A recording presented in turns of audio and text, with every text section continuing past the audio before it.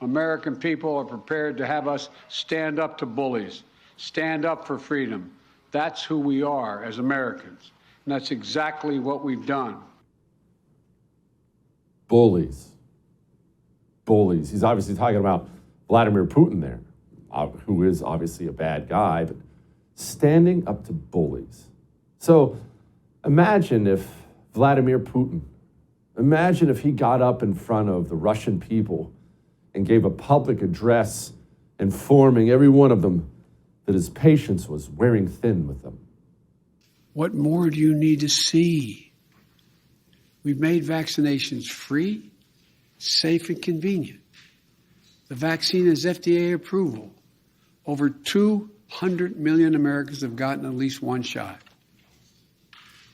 We've been patient, but our patience is wearing thin, and your refusal has cost all of us. Bullies, huh?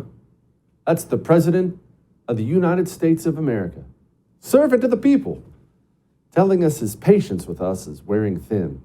So no, I'm not a big fan of Vladimir Putin, but you're going to have to excuse me if I'm a little bit more concerned with our domestic bullies than I am ones way over there in Russia. We have an evil government here. Oh, Vladimir Putin's evil too, I get it. But we have an evil government here. But Jesse, Vladimir Putin, he has political prisoners. Have you heard about the January 6th prisoners? 2 years in jail without even a trial, throwing the book at all these people for pretty much universally nonviolent crimes because they managed to make Democrats mad, because they were fans of Donald Trump. You understand that we have political prisoners here too, right? Virtually everything you can say about Vladimir Putin, you can say about America's government now. I know that probably makes you uncomfortable, but it's true. So no, I don't care, and I'm not impressed when Zelensky gets up and says, hey, give me more money. What's going to happen after Patriots are installed? After that, we will send another signal to President Biden that we would like to get more Patriots. We have artillery. Yes. Thank you. We have it. Is it enough? Honestly, not really.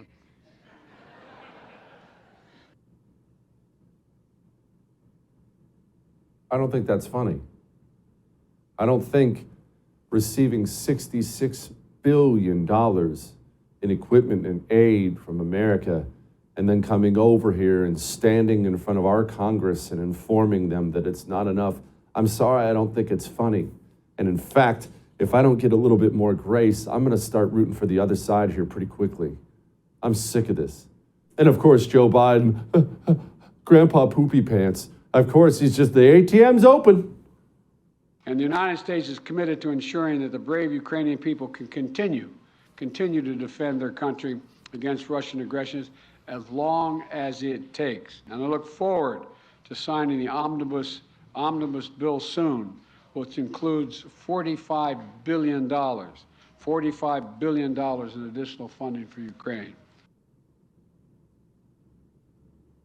$45 billion. That's going to take the total to over $100 billion. And maybe you're sitting there saying right now, maybe you're saying, but Jesse, Russia's our enemy. Jesse, I hate Russia. Jesse, it helps America if Russia is hurt because strategically they're our enemy. They're aligning themselves with China. And Jesse, and here's what I would say back to you. I agree. Russia's our enemy. I don't like Russia. I don't want them aligning with China and Iran as some kind of axis of evil. I agree with everything you just said. But here's my problem. And this is a big, big problem I have. You tell me we need to do this. We need to continue to send unlimited quantities of money and equipment to Ukraine because it hurts Russia. You don't know that. This is what I mean. You don't know that what we're doing is hurting Russia. I don't care who you are. It doesn't matter who you are watching this right now. I don't care whether you're in Congress, CIA, President of the United States, journalist. It doesn't matter who you are watching me right now. You have no idea whether our equipment is actually hurting Russia or not, because as you found out last night with me and Brian Dean Wright, we have no idea if the equipment is actually getting to Ukraine. There's about $9 billion that's going to the Ukrainians in terms of weaponry and intelligence training and so forth. But here's the kicker, my friend. Of the billions that we're sending over, especially those artillery systems, it turns out that we forgot to ask if the Ukrainians could actually maintain those things, right? Bring them into an advanced facility where they could fix them, right? The problem is there are no Ukrainians that can do that. So you have to have those artillery systems, especially the Germans, the Brits, and others, their systems. You have to ship that hundreds of miles outside of Ukraine to get it fixed. So at any one time, for instance, the German artillery systems are not there. 50% of them are not in the battlefield because the Ukrainian guys can't actually fix this stuff. So we're sending a lot of money and weaponry over there. Not necessarily all of it is even there to do the good work. And by the way, we're only tracking about 10% is actually got into Ukraine. The other 90%, I don't know. We hope it's there. We're just not sure. We have to do this to hurt Russia's interests. You don't have any idea if we're hurting Russia's interests. Nobody does.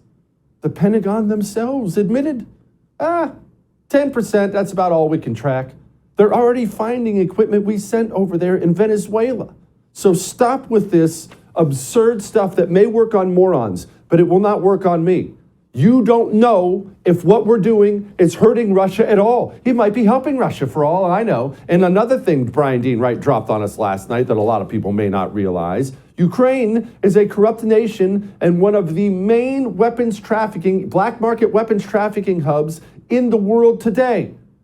So we don't know if we're hurting Russia's interests. We don't have any idea. Maybe we could focus here at home a little bit more. Oh, I don't know. We had to ground all of our B-2 stealth bombers because there's problems already.